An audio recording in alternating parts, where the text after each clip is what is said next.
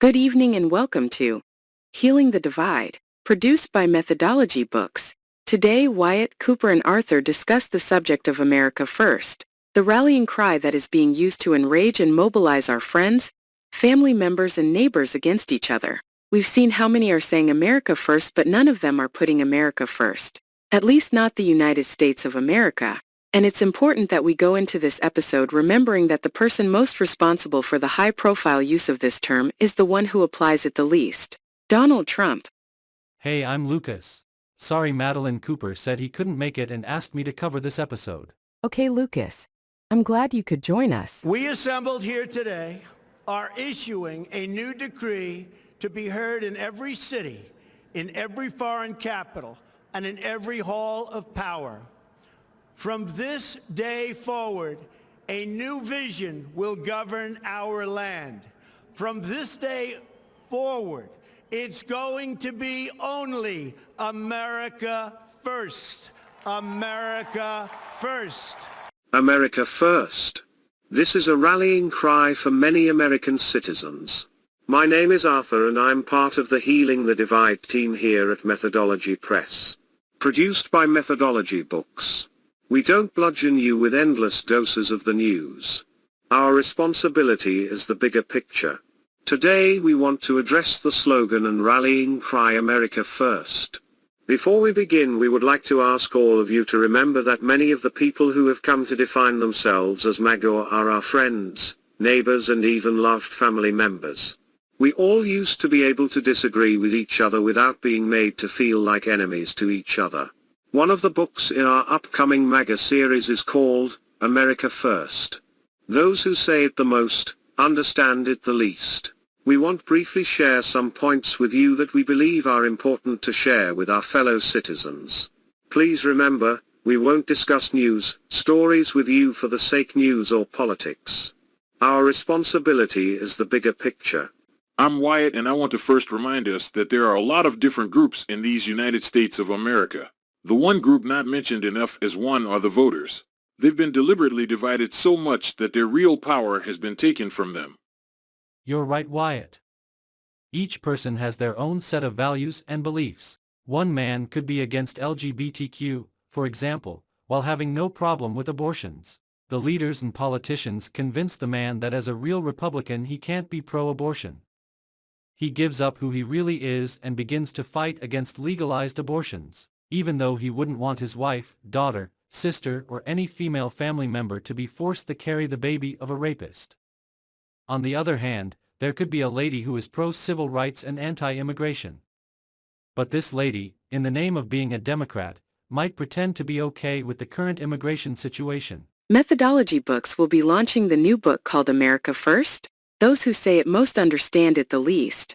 One of the things pointed out is the fact that if a person believes in America First, then surely they believe in family first. Wyatt. What they all have in common is their concern for their families and loved ones. They care about making ends meet, raising their kids healthy and with good educations for their futures and other personal matters. The people who want power and to gain fame and riches can only achieve this by keeping the citizens divided. They keep them busy with nonsense or issues that originally weren't even important to them. Then whichever people they can convince that the issues they find important are a matter of the survival or destruction of the country, those are the people they will control and easily get them to support and vote for things that go against their own best interests. A real example of America First was actually displayed by Vice President Al Gore. He ran against George Bush for president and it came down to a decision by the United States Supreme Court. Al Gore put America first. He conceded the election to Bush. Good evening. Just moments ago, I spoke with George W. Bush and congratulated him on becoming the 43rd President of the United States. And I promised him that I wouldn't call him back this time. I offered to meet with him as soon as possible so that we can start to heal the divisions of the campaign and the contest through which we've just passed. Almost a century and a half ago, Senator Stephen Douglas told Abraham Lincoln, who had just defeated him for the presidency, "Partisan feeling must yield to patriotism." I'm with you, Mr. President, and God bless you.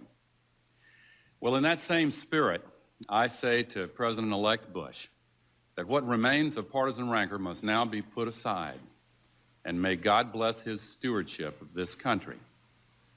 Neither he nor I anticipated this long and difficult road. Certainly neither of us wanted it to happen. Yet it came, and now it has ended, resolved as it must be resolved through the honored institutions of our democracy. Before we go into examples of family first, I want to point out that many of our fellow Americans are leaving Trump because they've begun to look back on how he treated them when he was president. Many people who used to follow Trump got all their news and information from Fox News and networks that lied to them or didn't show them the real harm Trump was causing. We've spoken to some people who used to follow him who reflected on his handling of COVID-19. They would like to have the people come off. I'd rather have the people stay, but I'd go with them. I told them to make the final decision. I would rather, because I like the numbers being where they are. I don't need to have the numbers double because of one ship. That wasn't our fault. And it wasn't the fault of the people on the ship either. Okay? It wasn't their fault either. And they're mostly Americans, so I can live either way with it. I'd rather have them stay on. Just think about it. A parent has some children at home. A few who are okay, and a few who have caught a virus. Then he or she finds out that some of their other children just returned from a hike and they have the virus. Does a person who loves their family and puts their family first respond this way when they learn that their children want to come home? I would rather, because I like the numbers being where they are. I don't need to have the numbers double because of one ship. That wasn't our fault. Trump showed everyone who he was and what mattered most to him right there. 1. He was worried about the numbers being counted against him and not the lives of the people on that cruise ship. 2. He actually used the word fault, as if there was something to be blamed for. It's not our fault, he said.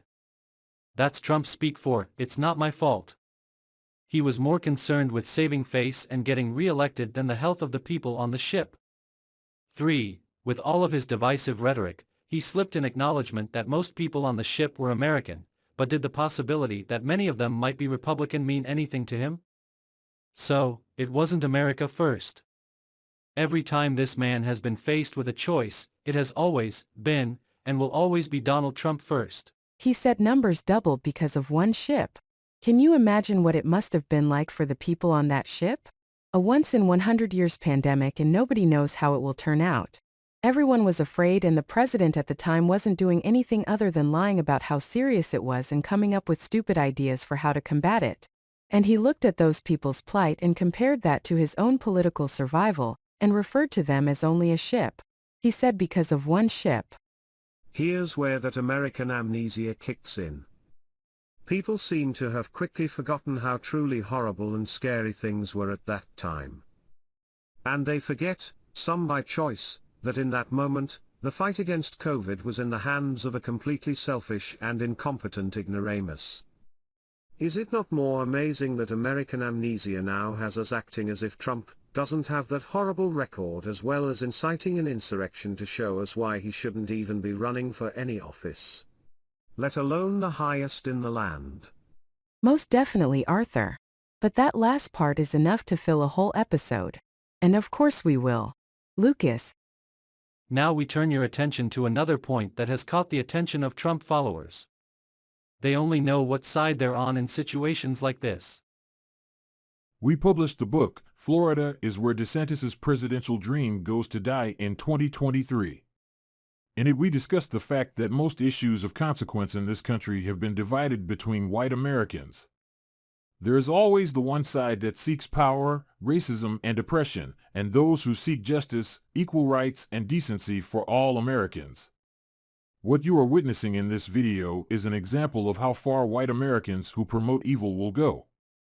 So much so as to plow down a bunch of people with a car to insist on being allowed to promote hate and white supremacy. And you also see how far white Americans who seek only good for their fellow man and woman will go to support those values. They have placed their lives in danger on many occasions standing up for what they believe. Now more and more people who are on that other side are coming to see clearly and are leaving Trump and his evil ilk in droves. In a situation like that, they don't even have to think. All they have to do is get lost in the mob because they think the enemy is clear. But down on the ground, in real life, they couldn't care less about the next American. Check this out. Caught on camera, frightening moments as a road rage incident escalates and ends with gunfire. A car with drive cam captured it all.